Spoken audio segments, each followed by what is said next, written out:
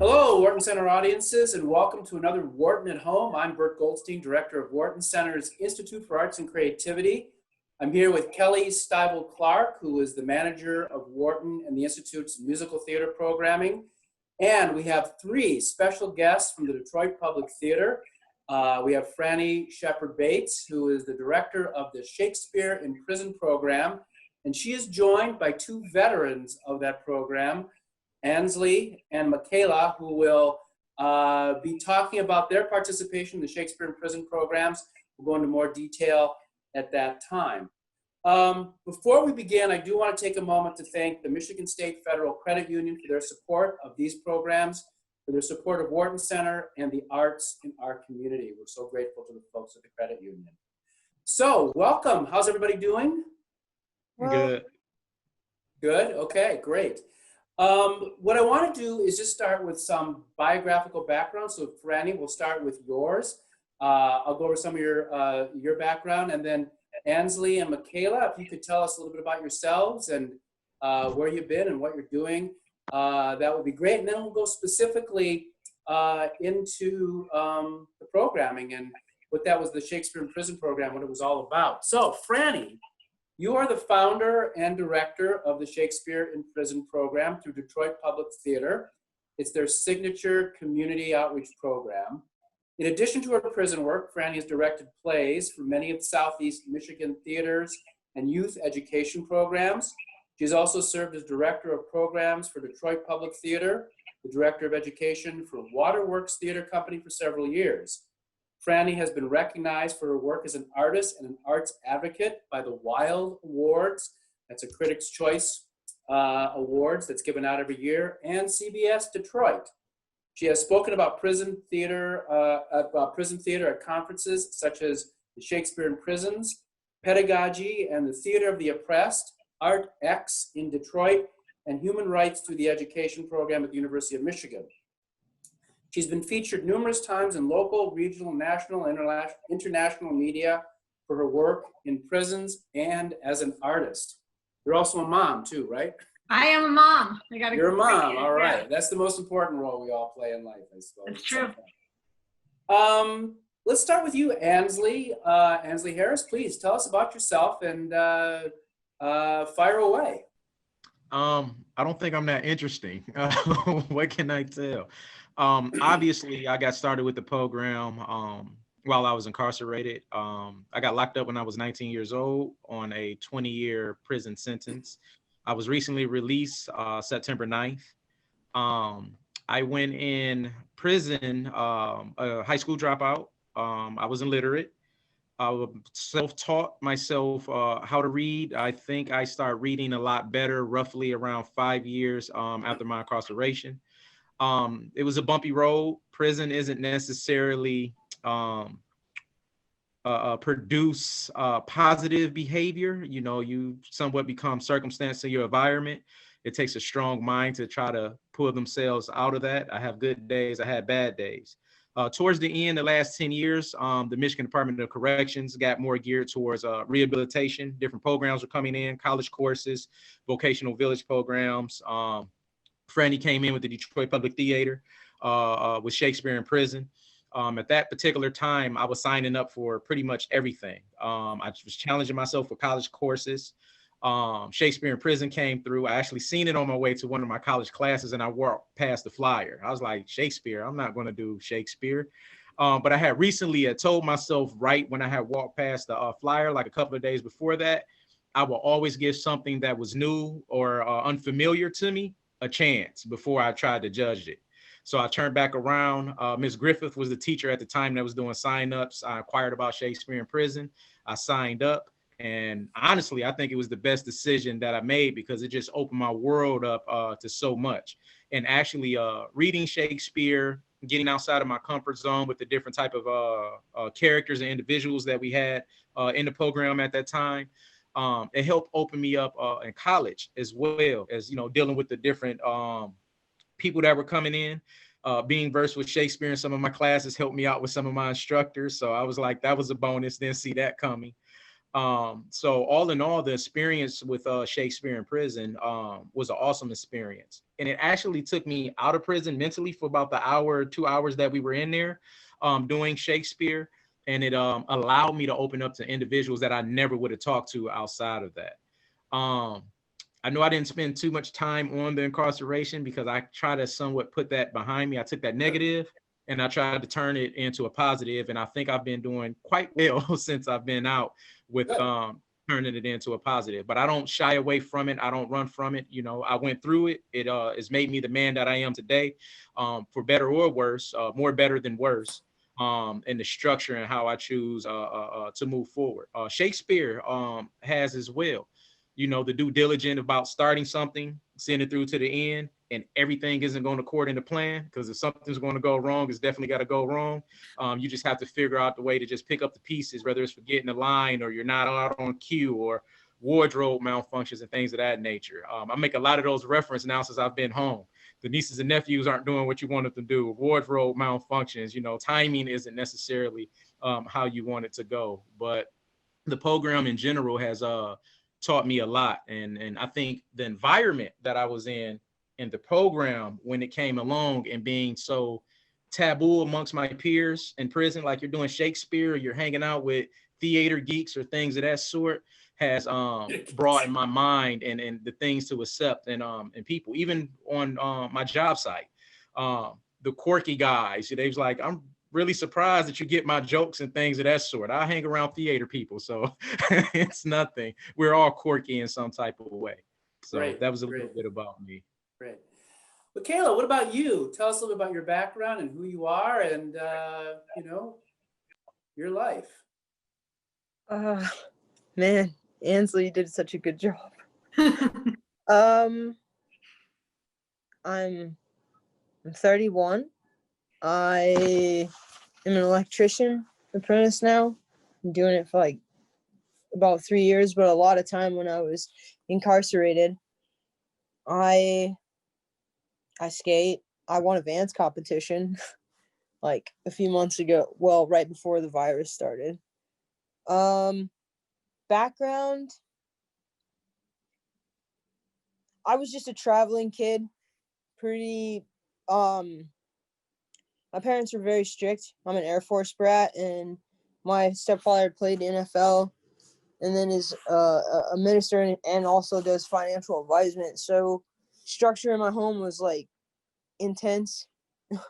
And I just kind of like spurted out of that and did my own thing, which landed me in a lot of trouble. I traveled, hopped freight trains for a long time, and I wound up in Michigan trying to like do the right thing after I got married, and just ended up in a bunch more trouble. Marriage wasn't well. I did 5 years in prison. I didn't really see myself changing at all, but I think having my parents and the structure that I came from, I seen a lot of things that they had taught me when I was young and things they said really started dawning on me, and it really came home. You know, my father always used to say birds of a feather flock together. And when they would come visit, they're like, you're an eagle in a chicken nest or a chicken coop, you know? I found myself in the world that I had surrounded myself in, and the place that I had put myself with poor decisions, lacking. And so when I found Shakespeare, it was like a drink of cool water. People who were interested in, you know, I don't think had already been to plays and symphonies already, but I wasn't too big into theater. I was like a huge film buff. And I seen their play and I fell in love. I liked it from the instant I got on the call out, which was one of my very first call outs after getting to main grounds. And I got lucky and I got on the call out and I seen the show, and I'm surprised they didn't kick me out, because I mean, I had a big mohawk and I was screaming and yelling like, oh, we watched Romeo and Juliet. I'm like, you killed Marquisio. So I was trying to I guess, educate myself with the time I had, really try to focus on myself. And in doing so, I finally graduated. I went to like 11th grade at Patrol Hill High School in California, and I dropped out because I couldn't get into this prep school I wanted. My parents weren't going to pay for it unless I came home and went to Match Buff. So I was just in this school, and they weren't as good as the Colorado schools, and I just dropped out. I just figured I had more time to sell drugs instead of being in class. And so I was challenging myself to get a GED because, not to be funny or anything, there was a lot of girls, which I wasn't used to being around. I'm not a very girly girl. And the only way I could be around males is if I was like on maintenance team. And I couldn't do that unless I graduated. So I pushed myself to get my GED, which I did. And then I got into the trades, and those particular gentlemen were really kind and showed me electrical, and they were pushing me, and I was thinking like, I don't want to do this. But it ended up being, well, it's the job I have now, and it ends up being a really good job. So luckily I'm like, well, I'm doing well for myself. And I feel like a lot of people, at least where I was at, didn't really have that opportunity.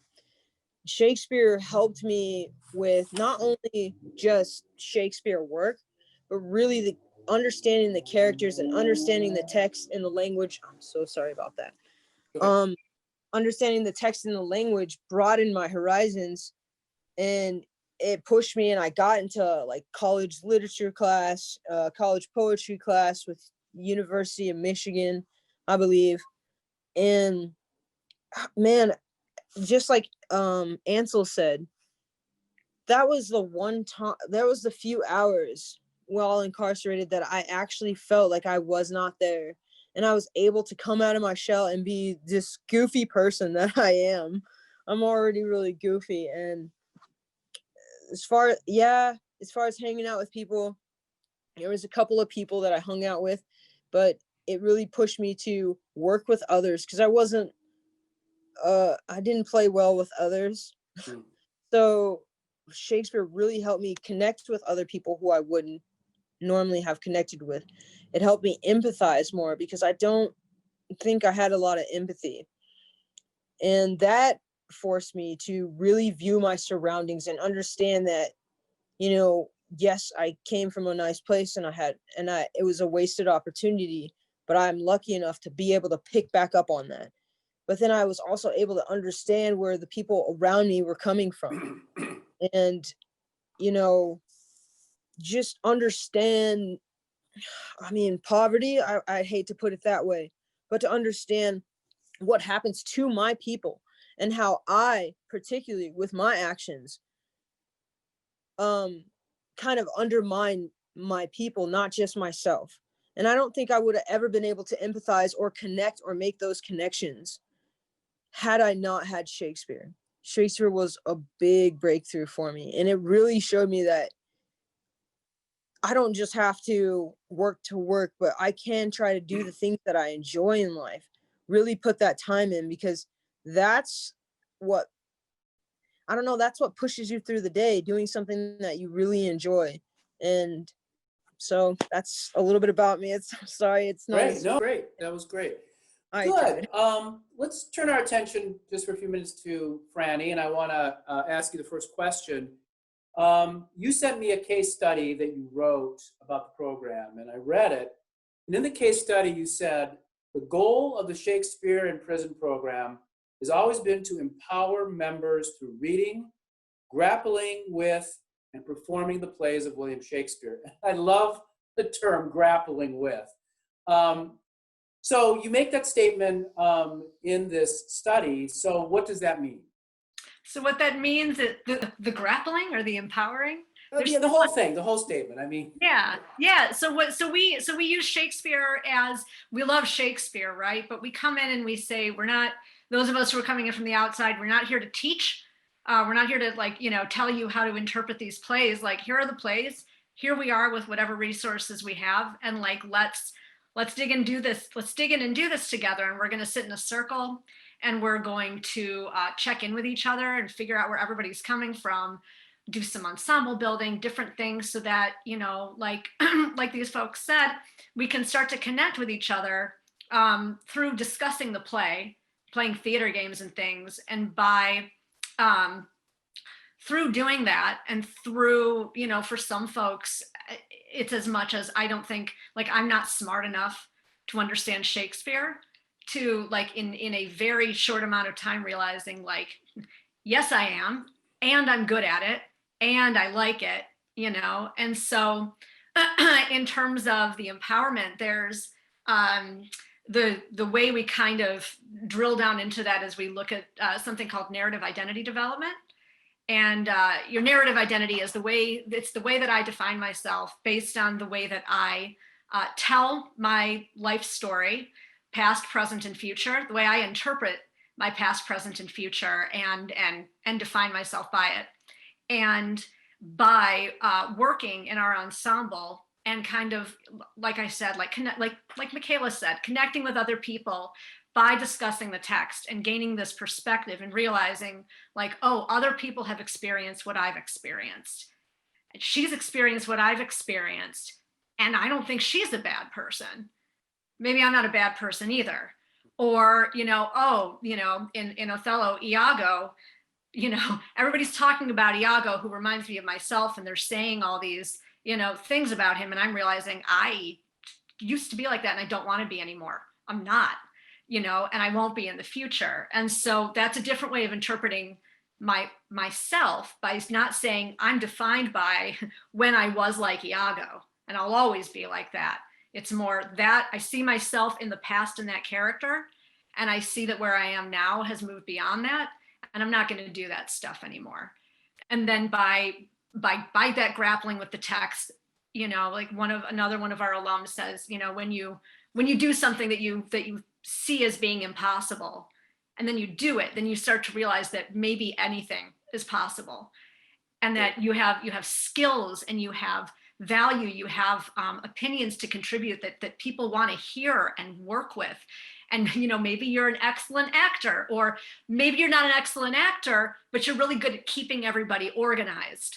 You're really good at learning how to, you know, cut the text. I mean, I'm sure Ansley and Michaela could cite any number of things that, you know, sometimes we'll be surprised at what empowers somebody to you know, to feel better and then do better.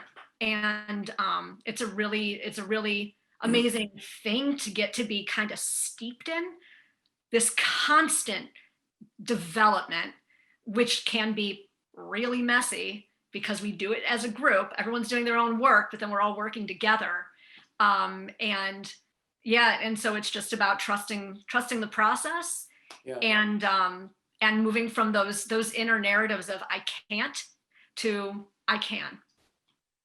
So first of all, where is the program? You work with 2 prisons in Michigan, correct? And where are they located? One is a men's and one is a women's facility. Yeah. So we have worked at, I mean, right now, because of, you know, COVID, we are not physically anywhere. We have worked at Michigan's only women's prison in Ypsilanti since 2012. And then we were also working at Parnell in Jackson for a couple of years there. So we've also worked with youth in residential treatment and detention centers. And so right now what we're able to do is, for the folks who are still on the inside, we're sending them Shakespeare-based activity packs every couple of weeks. So it's some of Shakespeare's text and then different prompts for activities if people want to do them. Different kind of, you know, what people might like to do, discuss, draw, perform, whatever. And then here on the outside, we're working through our post-release program with alums on a variety of projects, or just being the person who, you know, I get an email saying, I got a new job. I'm like, I'm the ultimate cheerleader. Awesome. And like, that's it. We're not working on anything, but like, I get to be excited, and I get to share that excitement. Well, so let's talk about the process. And this is what fascinates me. From the time you choose the play, the Shakespeare play you're going to do, until your opening performance. And Ansley and Michaela, chime in here. What's it like? What's it like rehearsing in a prison?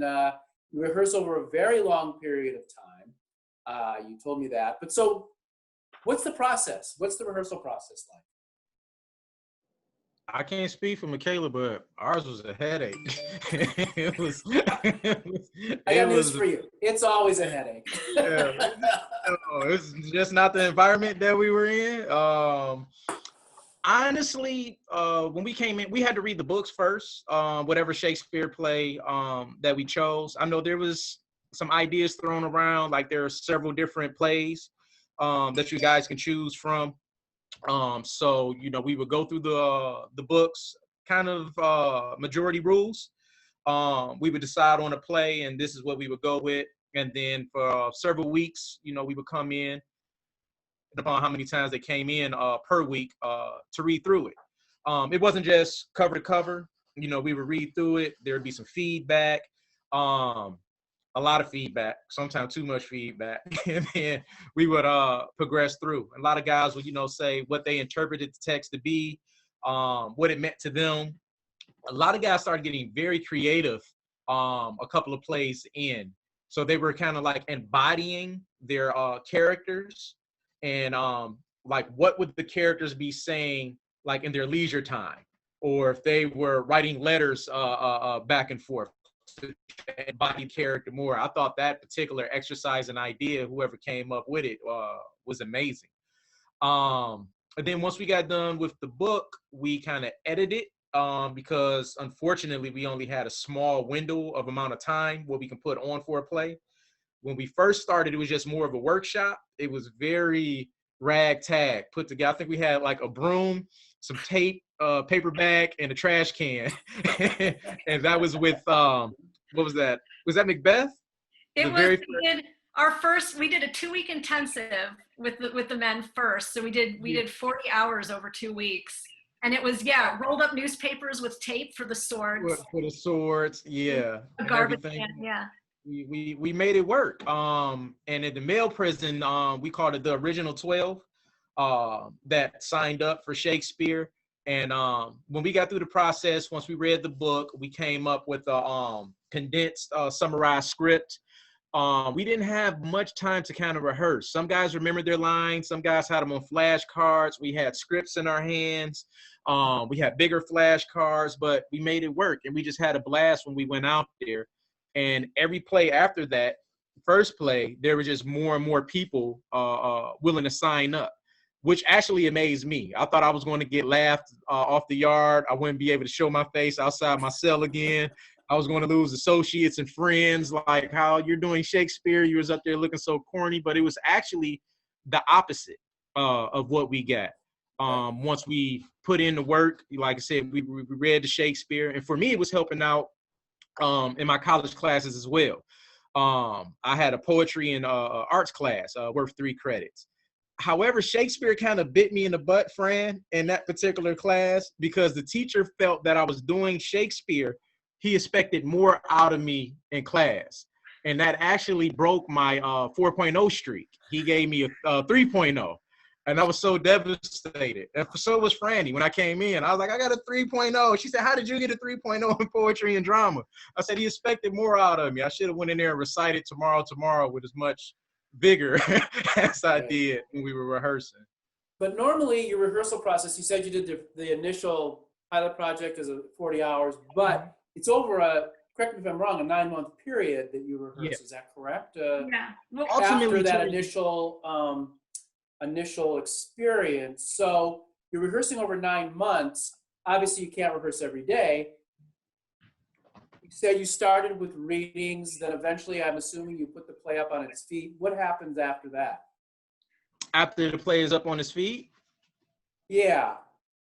Up on his feet, and we have like a final script. And as far as rehearsal times, they came in quite was it twice a week? Mm-hmm. Like they were coming in twice a week. Okay. A lot of our rehearsals a lot of it was obviously prison is, even though it's a crowded place, depending on what type of prison you're in, a lot of guys were in their cells at a particular time and they couldn't get out. So they would rehearse their own lines on their own time. At Parnell, where I was at, half the prison was cells and the other half was cubicle settings. And so a lot of us were able to practice in our cubes or in the day rooms and things of that sort. And then after the play is up and we have a date, really it's kind of, I guess, like in the free world, you need an audience. So, you know, the guys that were participating would start getting the word out on the yard. Hey, come see this play. We would start talking to administration. And that was really a big deal for a lot of the inmates. I really don't know why, but that the administration actually showed up and viewed the plays. And even though it was for the inmates, I think at the same time, too, they wanted to put on a good show and show a different side of not being an inmate for that moment. Right. And being an actor or being an actress and putting on for the suit and ties and the wardens and things of that nature. So once the plays actually got started or we got done with the scripts and rehearsing, for me, what really stuck out is just wardrobe. For some reason, that was just the most chaotic to me. The dress rehearsals, having to get everything in because you had to do a manifest, so it isn't as easy as you would think just to get all of the plastic swords in and everything that was considered a security risk. Everything not necessarily fit into size, a little tight or a little too big. In the stage prep, we had a tremendous amount of guys that were very artistic and artists, and we had the airbrush program at Parnell. So we were able to do backdrops and things of that sort.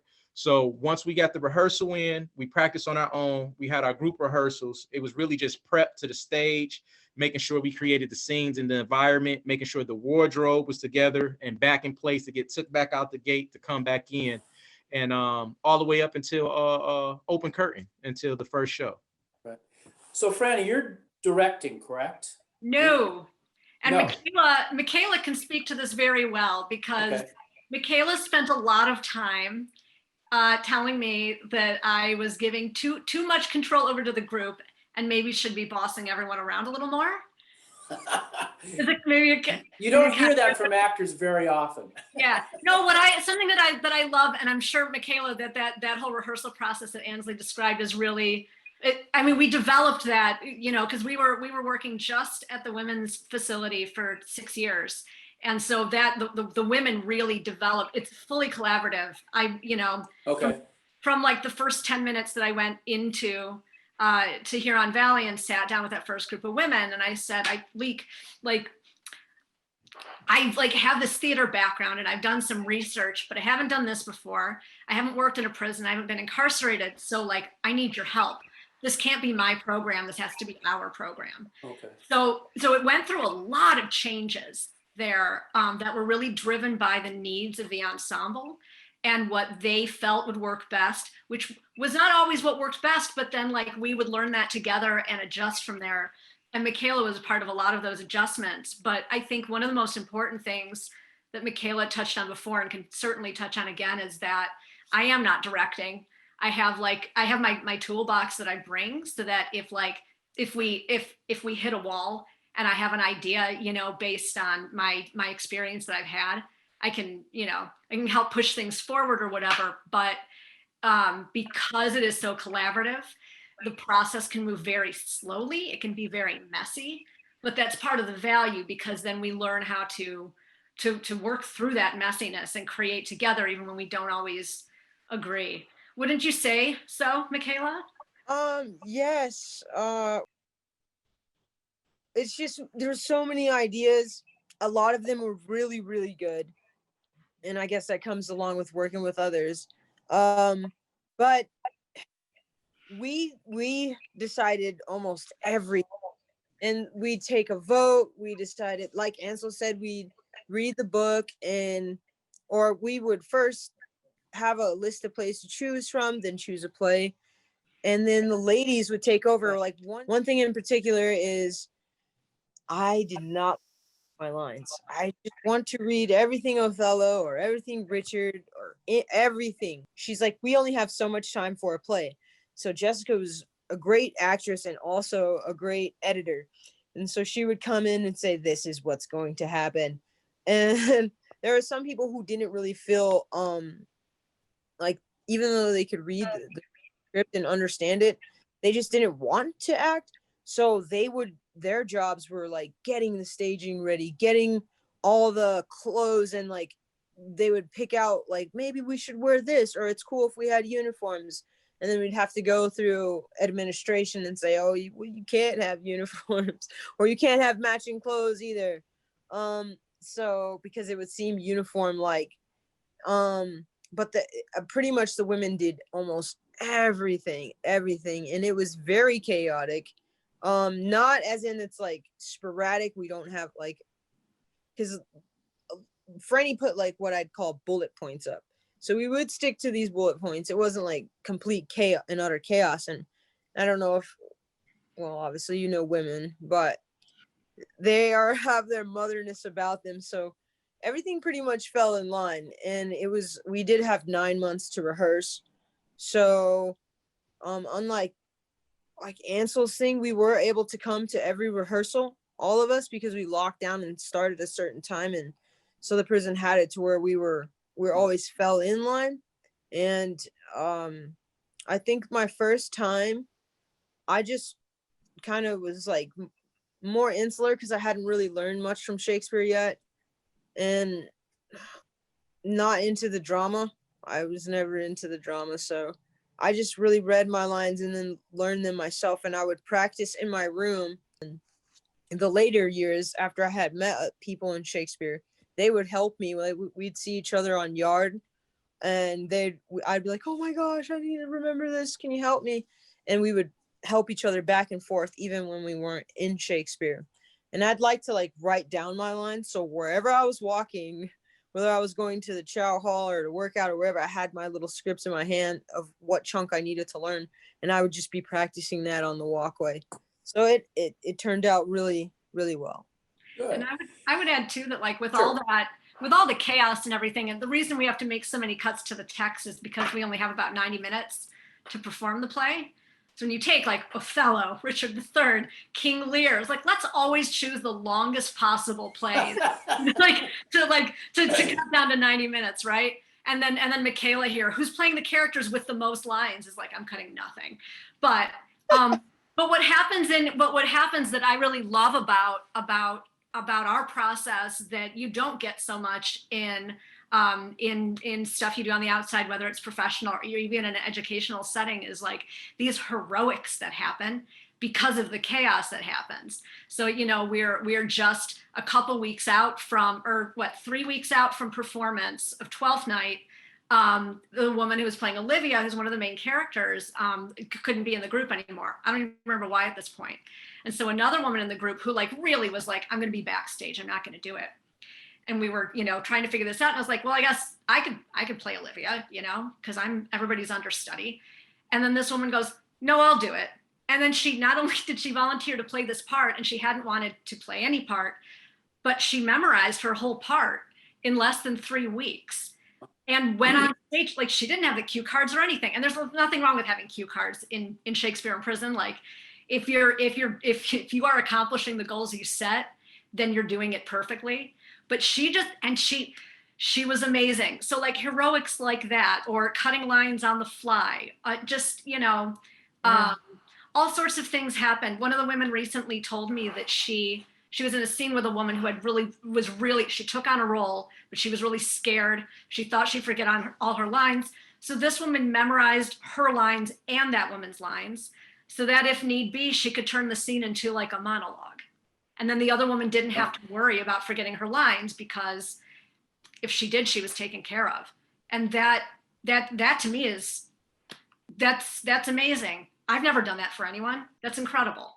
Yeah. So for each of you then, what is the biggest challenge of rehearsing and preparing a Shakespeare production in a prison environment? And you touched on a couple of things, but what would be the hardest thing, the biggest challenge to doing, which is probably the hardest material, which is Shakespeare, in that environment? For me, the hardest thing was the noise. Prison isn't a quiet place. There's always noise, no matter what time of day, what time of night. Then you got to incorporate your schedule in that as well. So I just think it was just about being able to really find a quiet place or a place with like minds. Because a lot of times when you try to practice and rehearse in the day rooms, if it's just not you and your Shakespeare group and there's other people in there, you know, you got to deal with the the banter or, you know, the teasing, or just people just loud in general. So I just think that's just something that you really don't think about, the stress that comes along. Like, it's amazing that she learned those lines like that fast. In my situation, in a cubicle type setting. Even if you're in a single man type setting, it might be a light may be an issue, because a lot of the single man, single cell settings, or if you even have a bunkie, they do lights out. So once those lights go out, if you're not by one of the security lights, you don't have enough light coming in your cell in order to practice. So timing and just the noise in general. I was a flashcard type of guy. I remembered most of them, but I kept the flashcards in my hand for the majority of the plays. But I did amazing with my little flashcards. You never knew, besides when they fell out my hand once. What about Michaela and Frannie, the biggest challenges for you? One of my biggest challenges, like Ansel said, is timing. I think a lot of people, if you're not in, you assume that we're just hanging out all day. You have if you're motivated, you have a pretty packed and tight schedule. I know I did, from like morning to evening, and sometimes going into the next morning, because I worked like 2 jobs. And then I did my extracurricular activities and college classes. I know for the last play that I was in, Richard III, I had to stop doing Shakespeare because it was cutting into my work time, and then I also had a college class. And then someone who wanted my part as Richard couldn't make it, so I also had 3 weeks to learn an entire play, and I did. But I say that life, the world continues moving, even though you are incarcerated. And you have things that are going on that are outside of your control, but your family still like tells you of things, and your focus, especially with my last play, which is the third, was I was like close to going home. I literally, right after the play, I was going home. So my mind was just a lot of other places, like, how am I gonna be when I get home? You set all these goals for yourself, but you also have to be realistic. And then, like Ansel said, there's things that people are loud. I mean, I don't know about Ansel, but a few times I've almost gotten some tiffles. Well, I gotten some tiffles. So it's like there's still fighting. There's still everything that's going on. And sometimes it can be very hard to focus. And prison is just a stressful environment. No matter how well you focus on yourself and really try to hone in on yourself, even if you're doing the very best and following the rules, people will find a way to push you out of your comfort zone and try to start drama unnecessarily into your life, and you have to really manage all those things at once. So that was the most stressful. I mean, that's how it's stressful to me. How about you, Frannie? So you're not the director, but you're certainly the catalyst that brings things together. What do you find the most challenging of doing this program? It's more challenges than not, but for me as an artist and as a person, that's been great, learning to just really embrace the challenge, and that every time I pull up and get ready to go in, to work with the ensemble, I literally don't know what I'm walking into. Whatever was going on in the last session, whatever we had planned, it could walk up and everything's going according to plan and everything's perfect. Or I could walk in and a couple of people come up and they're like, we need to talk as a group because these two really have a problem with each other and none of us can deal with that. Or so-and-so, can't be in the play anymore, so we have to recast her role. Oh, and then someone walks in and is like, I can't do this anymore either. So for me, the challenge has been to just really keep the mantra going of that challenges are opportunities for creativity, and that it's just part of what we do, and to just keep going with the flow and not get bogged down in being frustrated about the challenges because it's not productive. It's just immediately, okay, what's going on? And how can we kind of like embrace this and work through it together as a group? How do we solve this or overcome this as a group? Because it's not going to be me doing it alone, you know? And oftentimes those challenges can be really, the sources of frustration can become sources of inspiration. I think about with Ansley, I had one of my like favorite moments as an artist ever when I walked in, and unbeknownst to me, the guy who had been supposed to play Miranda in The Tempest was no longer playing Miranda in The Tempest. Ansley was playing Ferdinand, who, you know, becomes her, you know, only man she's seen other than her father. And so like the greatest man ever in Let's Get Married. And I was like, oh, like I never liked Miranda. I was like, God, she's just like, she's like there. And I don't know what's going on with this character. Why do I always have to play the ingenue? Like, and so I said to the guys, like, okay, I'm going to read the lines. Like, we'll see what's going on. And you know, we'll see. So I'm just kind of reading the lines and in my head about it. And then the way we had blocked the scene was Miranda's over here, and Ansley would come on with these spirits who were like beatboxing or something. I can't remember. And then I would turn to see him and he would see me. And when that happened, for me as an actor trying to stay in the moment, I like turned into my like 13-year-old self and started like giggling and snorting and like losing my balance and just not able to handle, just unable to handle it at all. And then, you know, later in this rehearsal, like stumbled and fell over something. I'm like, okay, she's a dork and she's clumsy. And and then Ansley here, because the guy who'd been playing the part before me did not play it that way. And Ansley just like rolled with it. It was like nothing, right? He just like kept going. And I was like, that was amazing. And we could have all just gotten frustrated with the fact that like, you know, that like Frannie has to now play this part and she's not excited about it and she's just reading lines. But instead, like, we just dug in and had fun with it. And I was like, now I feel like I understand the character better. I've done away with the bias I had toward this character that there was no reason for. And I had this really amazing moment as an artist with another artist that like, it was just great. So I try not to think about the challenges as being anything, the challenges I face as being anything negative, Right. because my job is just to, you know, guide us all through them, or let somebody else guide us all through them, because sometimes I don't know how to, sometimes I'm not the one who knows how to deal with it, you know? Let me ask the actors a pretty specific question. So you've been immersed in Shakespeare in this program. What Shakespeare role do you specifically identify with or relate to? Is there a particular role that you either performed or maybe that you've read and you go, yeah, wow, that role, I really understand that character for these reasons? Although I didn't play the role, I think I related more to Macbeth. Okay, why? It's gonna sound bad. it's gonna sound bad, so bad. Do we have disclaimers on here? Can I? I liked it Macbeth's ambition.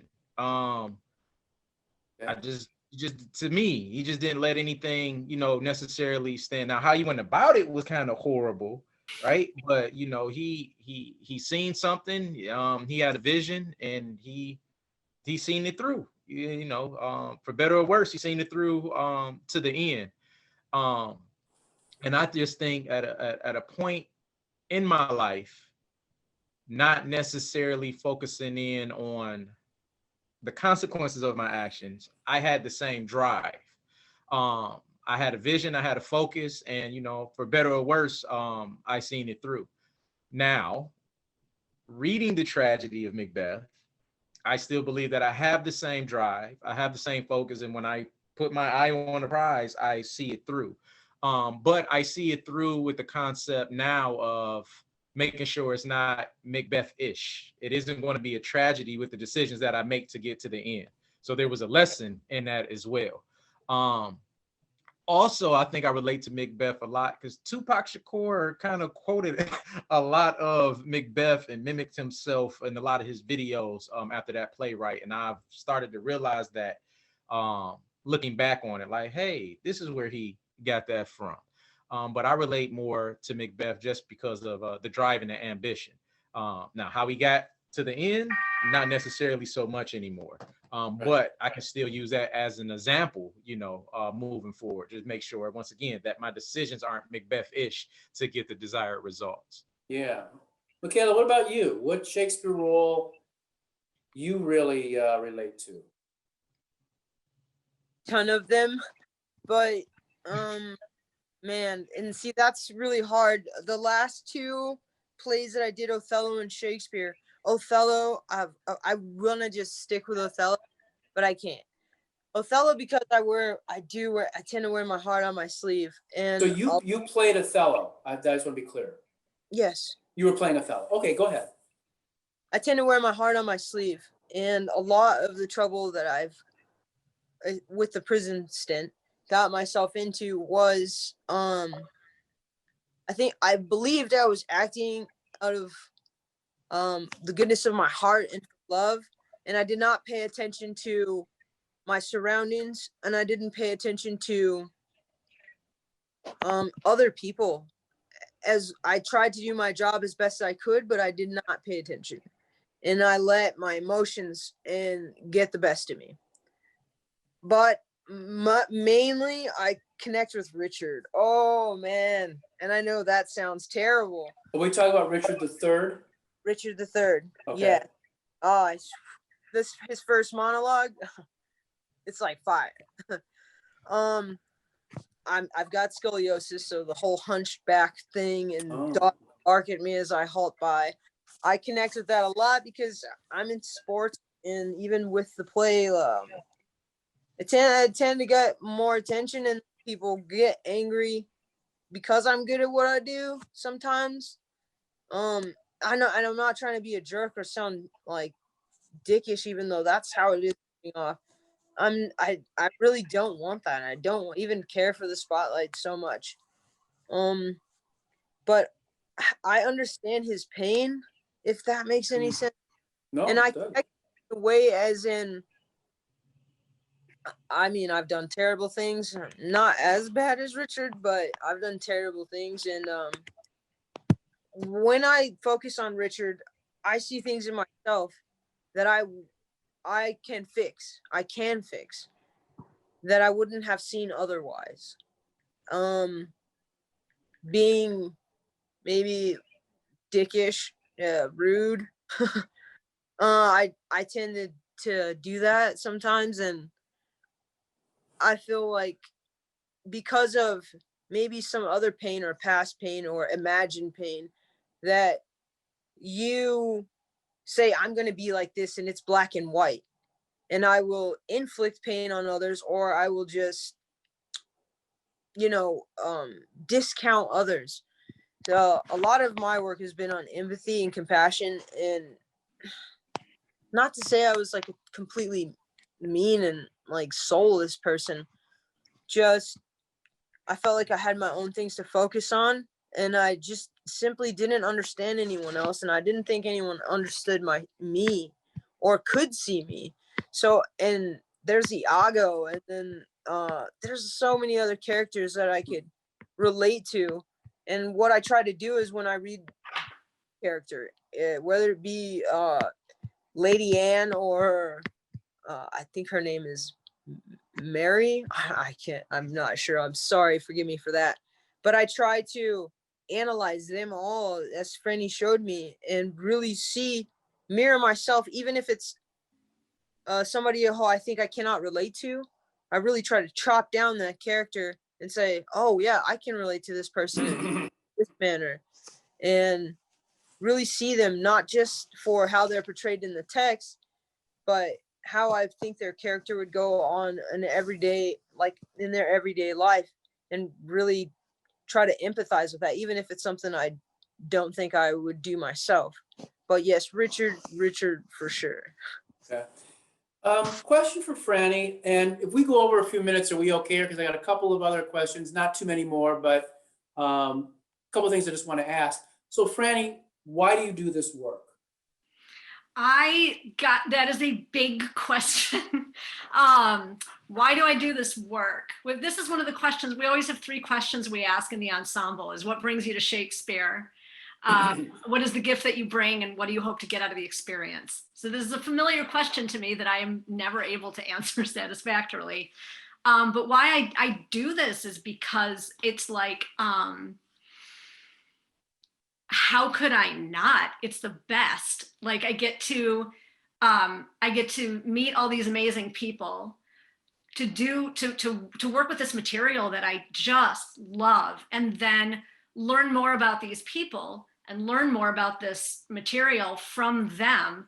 And by putting this together, and again, like really seeing modeled for me how to be truly brave, and like how to, in terms of making yourself vulnerable, whether it's reading aloud or closing your eyes during a theater exercise, or wearing a grass skirt on stage, or you know, being in a scene with someone you really don't like, but you have to act like you're friends with them, or seeing something through to the end when you've never seen anything through to the end. Like whatever it is, I feel like being constantly surrounded by people who are doing incredibly difficult things for themselves personally, things that feel unsafe in a place that feels unsafe, you know what I mean? But knowing within the ensemble, it's that they can do these things, and then watching things happen, seeing like leaps and bounds in a moment, or over a year, or over several years. It's like it's addictive. I feel like I can't not do it. It's just like, it's difficult to put into words.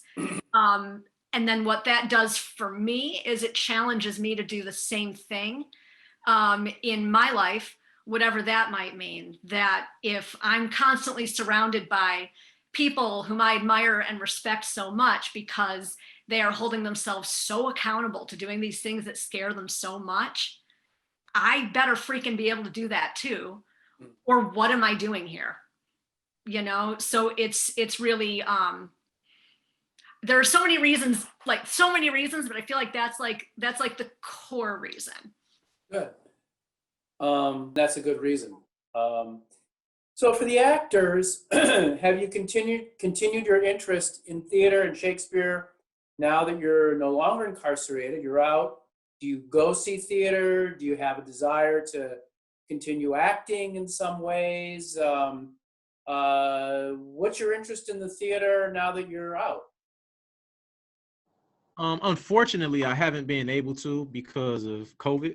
And then my schedule is maddening how much they actually have me working. But yes, I do want to go to the theater, see some plays. I definitely want to continue to participate, however that may look, as an actor, stagehand, through the wardrobe, just part of the process in general.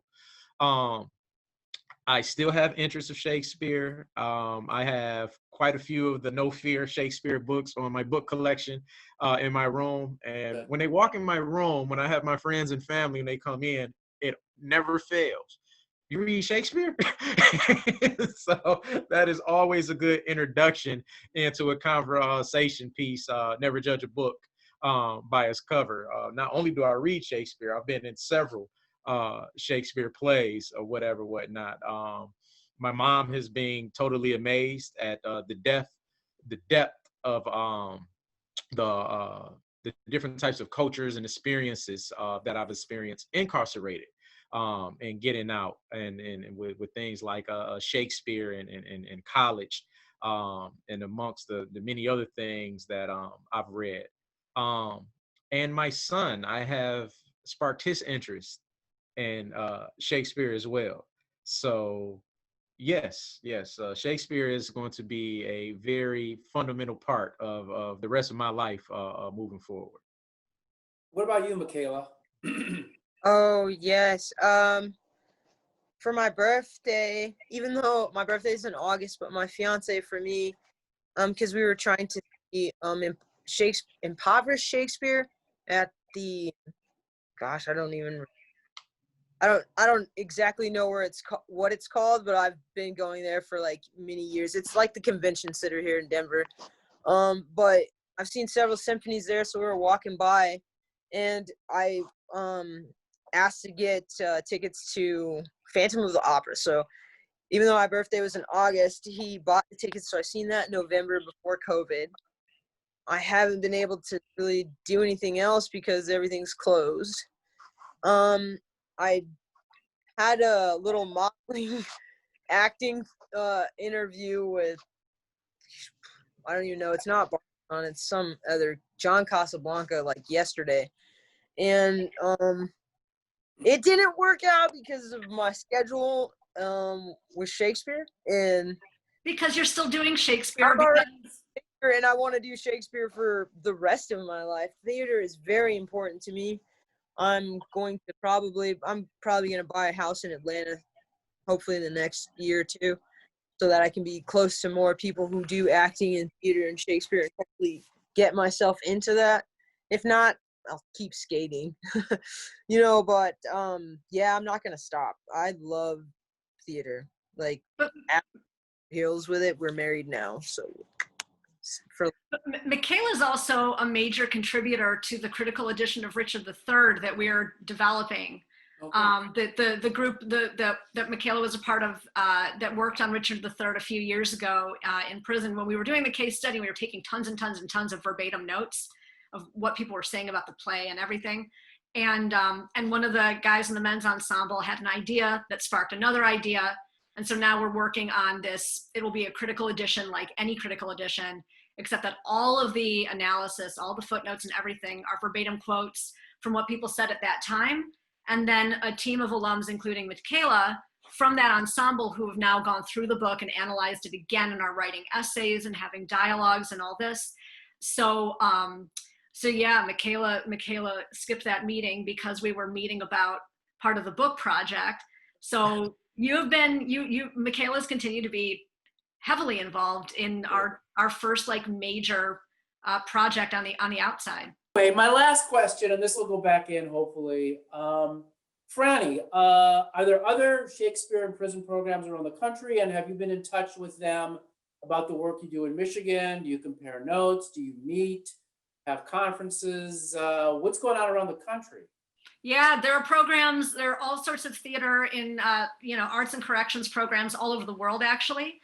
And so there's a network of programs and practitioners and alumni. We call it the Shakespeare Imprisons Network, but it's people who do other types of theater and corrections as well.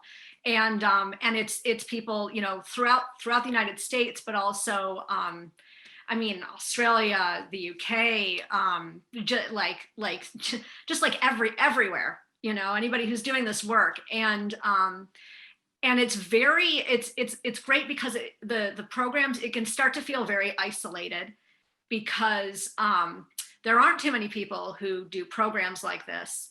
And so this network serves to connect us and help to share resources, but just also to be able to reach out to other people who do the work and alumni of the programs to connect as well. And so there is a Shakespeare in Prisons conference that actually right now, the fourth one is ongoing. And so because it's usually it'll be, a few days, either it was at Notre Dame for a few years, Old Globe in San Diego a couple of years ago. So now it's all online, which means that there's content coming out weekly, some of which is recorded and some of which is live. So we're, Michaela and some others and I are tomorrow recording a presentation about our book for the conference. And then we'll do a follow-up on that. And there are programs, the Actors Gang Prison Project in California, the University of Michigan Prison Creative Arts Project. But yeah, there are a lot of programs like this. There's a lot of research indicating that any kind of art, opportunities to be creative, to have creative expression while incarcerated can be like really life-changing in a really good way for folks. And then theater specifically has some really unique things to recommend it as far as giving the kind of insight that Michaela and Ansley were talking about. And there's all sorts of statistics to support it, and those have been largely generated by this network of programs that we're so excited to be part of. Thank goodness. Thank goodness that we're not the only ones. Sure. Well, I admire all three of you for doing this work, and I thought of something as I was getting ready for this, which is Richard II. When he's in prison, he says, I have wasted time, now time hath wasted me. And none of you have wasted your time.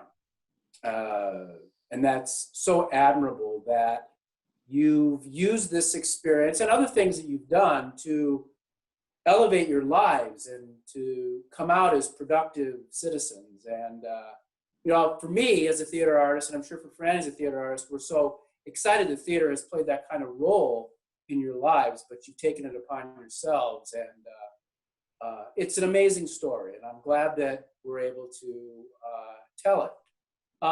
So Ansley, Michaela, Frannie, thank you so much. Thank you to Detroit Public Theater for having this program out there.